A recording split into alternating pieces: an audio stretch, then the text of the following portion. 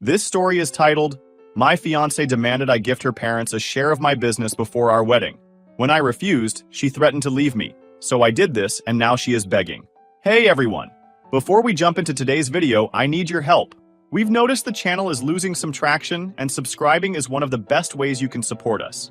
It's quick, free, and it helps us keep bringing you awesome content. Your support means the world. Let's keep this channel growing together. Thanks so much. Now let's start the video. I'm 33 male, and honestly, I'm proud of what I've accomplished. My tech consulting firm isn't Google or Amazon, but it's mine. I started it with no outside help, no rich relatives, no magical investments, just me, my laptop, and way too many sleepless nights. I sacrificed a lot to make it work, skipped vacations, ate ramen for dinner when I couldn't afford takeout, and kissed any kind of work-life balance goodbye. So yeah, I'm pretty attached to what I've built. About a year ago, I met Jenna, 29 female. At first, she seemed like the perfect match. She was ambitious, confident, and had this magnetic energy that drew people in. She knew how to dress, talk, and charm a room in ways that I'll admit I could never pull off. We started dating, and things were great for a while. I thought I'd finally found someone who understood my hustle. Fast forward a year, and we were engaged. The proposal was nothing flashy, just us, a nice dinner, and a quiet moment where I asked her to marry me. She said yes, and for a while, I thought I was on cloud nine. Planning the wedding wasn't exactly my thing, but Jenna took the reins like a pro. Venues, dresses, catering, she had it all under control, and I was just happy to go along with it. Or at least, I thought I was. One night, about 3 months before the big day, we were sitting at the kitchen table. Jenna had her laptop open, scrolling through Pinterest boards of flower arrangements or something. I was half paying attention, sipping my coffee and pretending to care about the difference between peonies and roses. Then, out of nowhere, she hit me with it. Babe, she said, in that tone that meant she wanted something. We need to talk about my parents. I raised an eyebrow. Okay, what about them? She smiled, all sweet and casual. Don't you think we should do something special to thank them for everything they've done for us? I blinked. Didn't we just take them on that weekend trip to Napa? And I bought your dad that expensive watch he wanted. What else are you thinking? She set her laptop down and leaned across the table like she was about to share a brilliant idea. I was thinking, maybe you could give them a stake in your business. For a second, I thought I'd misheard her. Wait, what? A small stake, she clarified, as if that made it any better. Just as a gesture of gratitude, they've always wanted to be part of something successful, and this would mean so much to them. I stared at her, trying to process the sheer audacity of what she'd just said. You want me to give your parents a share of my company? As a gift? Yes, she said, smiling like this was a totally normal thing to ask. It's a sign of trust and respect. They've done so much for me. This would show that you appreciate them too. I couldn't believe it. I actually laughed, thinking she had to be joking. Jenna, I built this company from nothing. Your parents had no part in it. Why would I give them a share? Her smile faltered, and she gave me this look like I was being unreasonable. Because they're family. My family is going to be your family soon. This isn't just about business. It's about building connections and showing that you value them. I put down my coffee, suddenly wide awake. Jenna, I don't think you understand how businesses work. Giving someone a stake in my company isn't a casual thing. It's not like handing out party favors. This is my livelihood. She sighed like I was the one being difficult. You're overthinking it. It's just a symbolic gesture. They're not going to take over or anything. I rubbed my temples, trying to stay calm. Jenna, this isn't symbolic. It's legal. Your parents didn't help me build this company, and they didn't invest in it. Why would I hand them part of it? Her tone shifted then, becoming sharper. Because they're my parents, Aaron. Without them, I wouldn't even be here. Don't you think they deserve something in return? I couldn't believe what I was hearing. They deserve respect, sure. But respect doesn't mean giving away something I've worked my AOB off for. The conversation ended there, for the night at least. But as I lay in bed later, staring at the ceiling, I couldn't shake the feeling that this was just the beginning of something bigger. Jenna's request wasn't just weird, it was entitled. And the fact that she thought it was reasonable, that was a massive red flag. Looking back, I should have seen it coming. Jenna had always been a little extravagant. She grew up in a family where money wasn't exactly tight, and she had this habit of expecting the best without questioning where it came from. I'd always thought it was harmless, but now it felt like she was treating my business, my life's work, as some kind of bargaining chip. The day after Jenna's little suggestion, I woke up hoping she'd slept it off. Maybe she'd had a momentary lapse in judgment. People say dumb things when they're caught up in emotions, right? I figured she'd realize how absurd the idea was, and we'd move on. I couldn't have been more wrong. That morning, I made us coffee like usual, and for a minute, everything felt normal. She kissed me on the cheek, thanked me for the coffee, and started scrolling on her phone while I read emails on my laptop. I actually thought, maybe I overreacted. Maybe she'll let it go. But then, like clockwork, she brought it up again. "Babe," she said, putting down her phone. I was thinking more about what we talked about last night. My stomach dropped. What we talked about last night could only mean one thing. "Jenna," I started, already exhausted. "We don't need to rehash this. I thought we were done with that conversation." She gave me this practiced smile, the kind she usually saved for convincing me to go to overpriced brunch spots. "I just think you're not seeing the bigger picture here. This isn't about the money or control. It's about showing my parents that you value them as much as I do." I closed my laptop, realizing I wasn't getting out of this conversation. "Jenna, I respect your parents. I really do. But giving them a stake in my company isn't a bigger picture. It's a legal and financial nightmare." I leaned back in my chair, trying to stay calm. Once someone owns a stake in a business, it's theirs. It doesn't matter if they're involved or not. And no offense, but your parents don't know the first thing about running a tech company. She waved her hand dismissively. They don't need to know. It's not about running anything.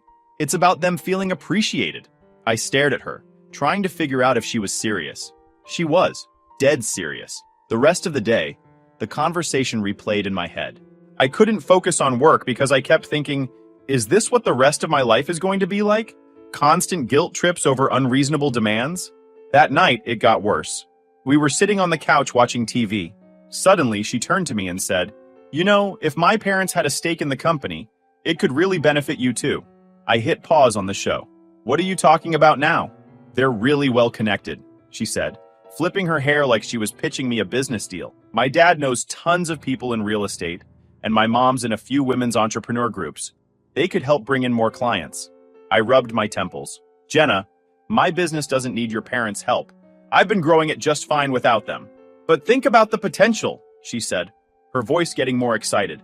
"With their connections, you could scale faster. This isn't just for them. It's for us. For our future." And there it was. She'd shifted tactics. The demand wasn't just about pleasing her parents anymore. Now it was about our future. "Jenna," I said slowly, "if this is about our future, then you should be supporting the business I've already built, not trying to hand pieces of it to your parents." She frowned, clearly not liking where this was going. "I am supporting you. I just think you're being short-sighted. My parents are excited about us getting married, and this would make them feel like they're part of something meaningful." It wasn't excitement. It was entitlement, plain and simple. But I didn't want to blow up at her. Not yet, anyway. "Look," I said, "I respect that your parents are important to you, but that's crossing a line." Her frown deepened, and for the first time, I saw something in her expression that made me uneasy. She wasn't just upset, she was calculating. The next day, things took a turn I didn't see coming. Jenna had apparently decided to recruit backup. Her mom called me while I was at work. "Hi, Aaron," her mom said in this overly cheerful voice that immediately put me on edge. "I just wanted to thank you for being so thoughtful about including us in the business. Jenna mentioned your idea, and we're so touched." I nearly dropped my phone. Excuse me?" "Don't be modest," she said with a laugh. "Jenna told us you're thinking about giving us a stake in your company as a wedding gift. It's such a generous gesture. You're truly part of the family already." I was so stunned I couldn't even speak for a second. Then I managed to stammer, "I think there's been a misunderstanding. I never agreed to anything like that." Her tone shifted instantly. "Oh, well, that's not what Jenna said." "Yeah, well, Jenna and I haven't exactly come to an agreement on this," I said firmly. "And frankly, I'm not comfortable with the idea." Her mom went silent for a moment, then said, "I see. Well, I hope you'll reconsider. This would mean a lot to us." I ended the call, my blood boiling. Jenna had gone behind my back and sold her parents on an idea I'd flat out refused. When I got home that night, I confronted her. "Why did your mom call me about the business?" Jenna didn't even look guilty. "I thought it would help if you understood how much this could mean to them. Sometimes people need a little encouragement." "A little encouragement?" I snapped. "You made it sound like I'd already agreed to this." She crossed her arms, her tone turning defensive. "You're making a big deal out of nothing. I was just trying to get everyone on the same page." "The same page?" I said, my voice rising. Jenna, this isn't some group project. This is my business, my work, and you have no right to promise anything about it to anyone, especially not your parents. For the first time, I saw a flash of anger in her eyes. If you can't do this one thing for me and my family, maybe you don't really care about us as much as you say you do. I stared at her, stunned. Was she seriously guilt-tripping me over this? You know what, Jenna? I said finally. If this is how you're going to act, maybe we need to rethink a few things. I walked out of the room before she could respond, my mind racing. I didn't know where this was going, but one thing was clear. Jenna wasn't backing down, and neither was I. I thought Jenna's antics had reached their peak already, but I was wrong. That was just the warm-up act. What came next turned this whole situation from annoying to straight-up toxic. The next morning, I called my best friend Dave. If anyone could give me an honest take, it was him. When I explained the situation, he let out a long whistle. Dude, this is bad! Like run for the hills bad! Yeah, no kidding, I muttered. Let me get this straight, he said. She's basically threatening to end things unless you hand over part of your business to her parents? Pretty much, I said. And she doesn't see why that's insane? Nope. Dave let out a laugh, the kind that's more disbelief than humor. Man, I don't know what to tell you. This isn't normal. Like, at all. If she's this entitled now, imagine what she'll be like when you're married. You sure you want to go through with this? That was the question, wasn't it? For the first time, I wasn't sure of the answer. That evening, Jenna hit me with the ultimatum. We were sitting in the living room, barely speaking, when she suddenly said, "So, have you made your decision?" Decision about what? I asked, even though I already knew. The shares, she said bluntly. Are you going to do it or not? I looked her dead in the eye. No, Jenna, I'm not. She leaned back, crossing her arms. Then maybe this relationship isn't going to work. For a moment, I just stared at her, trying to figure out if she was bluffing, but her expression told me she wasn't. Maybe it's not, I said finally. Her eyes widened, like she hadn't expected me to call her out. You're seriously willing to throw everything away over this? I could ask you the same thing, I said. You're the one making unreasonable demands and threatening to walk away when you don't get your way. What kind of foundation is that for a marriage? She didn't answer. Instead, she stood up and walked out of the room. As I sat there in the silence, I realized something. This wasn't just a fight. This was a turning point, and no matter how it ended, things were never going to be the same. After Jenna's ultimatum, I spent the next day walking around in a fog. My mind was spinning. I couldn't concentrate on work, and I kept replaying our argument over and over again. I knew something had to change, but I wasn't sure what. Should I fight harder to make her understand? Try to compromise somehow? Or was this whole relationship doomed? Then I remembered my lawyer, Olivia.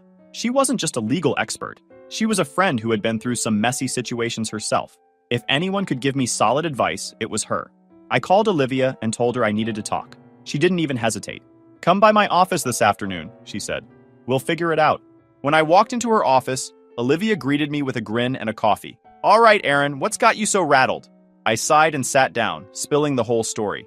I told her about Jenna's request, the guilt trips, the call from her mom, and finally, the ultimatum. Olivia's grin faded as I spoke, replaced by a look of pure disbelief. When I finished, she leaned back in her chair, crossing her arms. Wow, that's a lot. Tell me about it, I muttered. Let me get this straight, she said. Your fiancée is demanding you give her parents a stake in your company as a wedding gift? Yep. And she threatened to end the engagement if you don't? I nodded. Olivia let out a low whistle. Aaron, this is a massive red flag. Like, wave it in the air and run the other way red flag. I know, I said. But what am I supposed to do? I love her, but this feels like a line I can't cross. You're absolutely right, Olivia said firmly. You can't cross this line, not just for your sake, but for the future of your business. If you give away shares now, you're opening yourself up to a world of legal and financial complication. Like what? I asked, already dreading the answer. For starters, if you transfer shares to her parents, those shares legally belong to them. If anything goes wrong, say, they decide they want more involvement, or they sell their stake to someone else, you lose control over that portion of your business. And if you and Jenna get married, it gets even messier. Those shares could be considered marital property, which means they'd be up for grabs in a divorce. I felt a cold knot forming in my stomach. So you're saying this could screw me over in more ways than one? Exactly, Olivia said. And let's be real here. If Jenna is making these kinds of demands now, what's to stop her from making even bigger ones down the road? I sat there, staring at my coffee. Olivia was right. This wasn't just a one-time issue. It was a glimpse into a future I didn't want any part of. What do? I asked finally. Olivia leaned forward, her expression serious. You need to protect yourself. First, make sure your business is legally untouchable. Update your operating agreement to specify that no shares can be transferred without your explicit consent. And if you haven't already, separate your personal finances from your business accounts. Keep everything clean and untangled. Done, I said. I've always kept my business finances separate. Good, Olivia said. Now, about Jenna. You need to be crystal clear with her. No more maybe or we'll see. Tell her flat out that this isn't happening and that it's not up for discussion. If she can't accept that, well, she trailed off, but I knew what she was implying. Yeah, I said quietly. I might have to end it. Olivia nodded, her expression sympathetic. I know it's not easy, Aaron, but you need to think about what's best for you in the long run. A healthy relationship doesn't involve ultimatums and manipulation. That night, I went home feeling more resolved than I had in days. Olivia's words echoed in my head. A healthy relationship doesn't involve ultimatums. Jenna was sitting on the couch when I walked in, scrolling through her phone like nothing had happened. I set my bag down and stood in front of her. We need to talk, I said. She looked up, her expression guarded. About what? About the business. About your parents. About this whole situation. Jenna sighed dramatically, like she was already tired of the conversation. Aaron, we've been over this. I don't know why you're making such a scene out of it. Because it is a big deal, I said. And I need you to understand that this isn't going to happen. I'm not giving your parents a stake in my company, and that's final. Her eyes narrowed. So that's it? You've made up your mind and I just have to accept it? Yes, I said firmly. You do. Because this isn't about love or family or respect. This is about you and your parents trying to take something that doesn't belong to you. Jenna stood up, her face flushing with anger. How dare you? My parents have done nothing but support us. And this is how you repay them? By being selfish and greedy? Selfish and greedy? I repeated, my voice rising. Jenna, I've gone out of my way to make your parents feel included. But giving them a piece of my business? That's not inclusion. It's entitlement. She crossed her arms, glaring at me. Fine. If you're so determined to be selfish, maybe we shouldn't be getting married. The words hung in the air like a challenge, but I didn't take the bait. Instead, I looked her in the eye and said, That's what I've already decided. For a moment, Jenna just stared at me, stunned. She clearly hadn't expected me to stand my ground. The next morning, I called Olivia again and updated her on what had happened. You did the right thing, she said. But be prepared for more fallout. If Jenna's this entitled now, she's not going to back down without a fight. Olivia wasn't wrong. Over the next few days, Jenna made it her mission to convince me I was the bad guy. She accused me of being cold, unloving, and ungrateful. She even tried to get some of our mutual friends on her side, but thankfully, most of them saw through her nonsense. By the end of the week, I knew one thing for sure. This relationship wasn't salvageable. Jenna had shown me who she really was, and I couldn't not see it. By the time Jenna and I sat down to talk again, I was done playing nice. I'd gone through every emotion, confusion, frustration, disappointment, and I'd finally hit my breaking point. She thought I'd cave. She thought her guilt trips, manipulation, and threats would wear me down. But she underestimated one thing. I'm not the kind of guy who gives in to ultimatums. The evening started calmly enough. Jenna had been unusually quiet all day, which honestly made me suspicious. Normally, she'd be texting me nonstop, sending me links to overpriced wedding decor, or ranting about some minor inconvenience. But that day, radio silence. I figured she was gearing up for round 2 of Let's Make Aaron Give Up His Company. Sure enough, as soon as we finished dinner, she turned to me and said, So, have you thought any more about what we talked about? I put my fork down and looked her straight in the eye.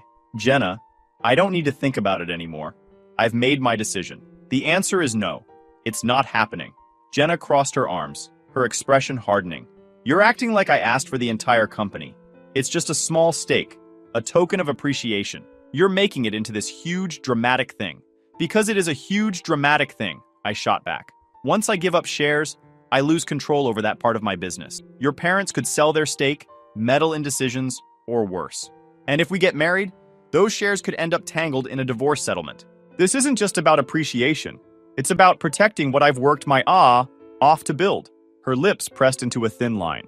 If you're so worried about protecting your precious business, maybe you shouldn't be getting married at all.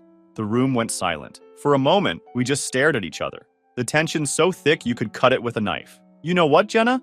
I said finally, my voice calm but firm. Maybe you're right. Maybe I shouldn't be getting married. To you. She glared at me, her chest rising and falling as she struggled to find something to say. Finally, she hissed, "You'll regret this. My parents will think you're a greedy, ungrateful a-hole. And so will everyone else." I laughed bitterly. "Go ahead and tell them. Hell, tell the whole world. I've got nothing to hide. But don't forget, I've got the receipts. Every text, every conversation, every little attempt to guilt trip me into this. You really want to play that game?" Her face went pale, and for the first time, she looked genuinely rattled. "You recorded me?" "I didn't plan to," I said. "But after that stunt with your mom calling me, I figured I needed to protect myself. So yeah, I've got evidence. And if you try to spin this story, I won't hesitate to set the record straight." She opened her mouth to argue, but closed it again, clearly realizing she was backed into a corner. Without another word, she grabbed her purse and stormed out of the house. The next few days were chaotic. Jenna called me multiple times, alternating between angry rants and tearful pleas. At first, I ignored her, but eventually, I picked up one of her calls, figuring I might as well hear her out. "Aaron," she said, her voice trembling, "I'm sorry. I was under a lot of pressure from my parents. They've been pushing me to make sure our marriage is secure, and I guess I let that get to me." "That's not an excuse, Jenna," I said bluntly. "You didn't just let your parents pressure you. You tried to pressure me. You didn't care how it made me feel, and you didn't stop to think about the consequences." "I know," she said, sniffling, "but I didn't mean to hurt you. I love you. I just wanted to make my family happy." "If you loved me," I said, my voice steady, "you wouldn't have tried to manipulate me into doing something that goes against everything I've worked for. Love isn't about making someone sacrifice their dreams to appease your parents." She started crying again, but I didn't stick around to listen. I hung up and blocked her number. In the days that followed, Jenna tried every tactic she could think of. She called my parents, my friends, even a few of my business contacts, trying to paint me as the villain. The first wave of fallout came from Jenna's parents. Unsurprisingly, they weren't happy. I'd blocked Jenna on my phone, but her parents managed to get through. The first call came from her mom, who I swear should have been a politician, with the way she could spin things. "Hi, Aaron," she started in this overly sweet tone. "I just wanted to touch base and clear up any misunderstandings. I'm sure Jenna didn't mean to upset you. I didn't even try to play along. There's no misunderstanding, Mrs. Carter. Jenna tried to pressure me into giving you and your husband a stake in my business, and when I said no, she threatened to end the engagement. That's pretty clear." There was a pause, and then she said, "Well, maybe she just didn't explain it properly. You know how passionate she can get. She only wanted to include us because we care so much about her future. And yours." I almost laughed.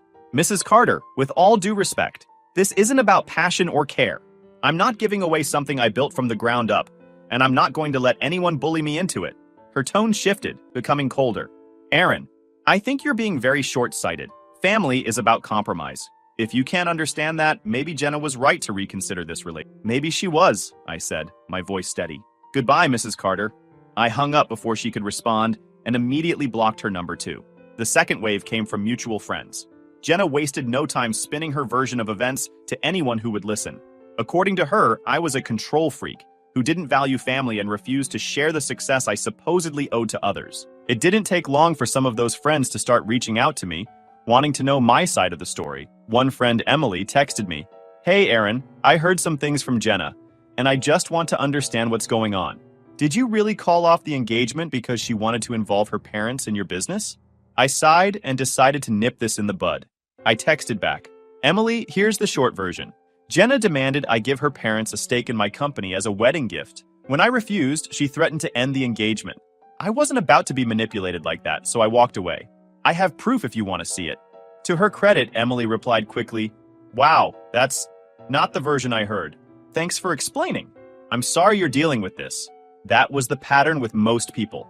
They'd reach out after hearing Jenna's twisted narrative, but once I shared my side, and sometimes a screenshot or two, they realized the truth.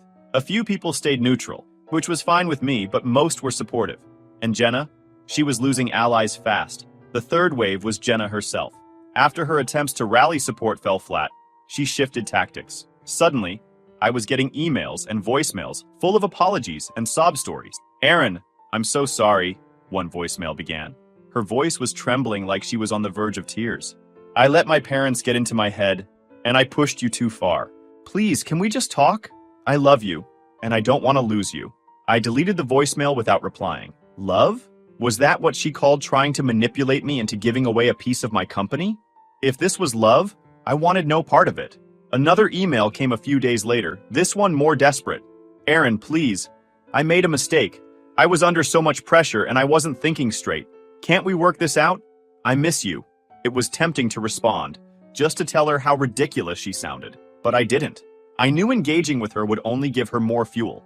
Instead, I forwarded the emails to Olivia, my lawyer, and asked if I needed to take any further action. Olivia assured me that as long as Jenna wasn't harassing me or trying to interfere with my business, I was fine to ignore her. By the end of the first week, things started to quiet down. The calls and messages stopped, and I didn't hear from Jenna or her parents again. I thought maybe I'd finally turned a corner, until one of my employees brought something to my attention. Hey, Aaron, she said, pulling me aside after a team meeting. I don't know if you've seen this, but there's a post about you on Facebook. It's from someone named Jenna Carter. She's saying some pretty harsh stuff. My stomach sank. What kind of stuff? She hesitated. She's calling you controlling and greedy, and she's saying you abandoned her right before the wedding because you didn't want to share your success with her family. I took a deep breath and nodded. Thanks for letting me know. I'll take care of it. When I looked up the post later, it was exactly what I expected. Jenna had written a long, dramatic rant about how I'd betrayed her and refused to compromise for the sake of our relationship. The comments were a mixed bag. Some people sympathized with her, while others questioned her version of events. I didn't respond to the post directly, but I made sure to save screenshots. Then I called Olivia again. This is exactly why I told you to document everything, she said. If she tries to escalate this further, we'll be ready. Thankfully, it didn't come to that. The post eventually fizzled out, and most people seemed to move on. Jenna, however, wasn't so lucky. Her attempts to smear me only made her look petty, and it wasn't long before the truth caught up to her. Mutual friends who had initially taken her side started reaching out to apologize, saying they'd heard the full story and couldn't believe how far she'd go. Looking back, I realized I'd dodged a massive bullet. I stood my ground, protected what I'd built, and walked away with my dignity intact. And Jenna? Well, I'm sure she's still out there somewhere, trying to spin her sob story to anyone who will listen. But that's not my problem anymore. As far as I'm concerned, I made the right choice. My business is mine, my boundaries are intact, and my future is looking a hell of a lot brighter without her in it.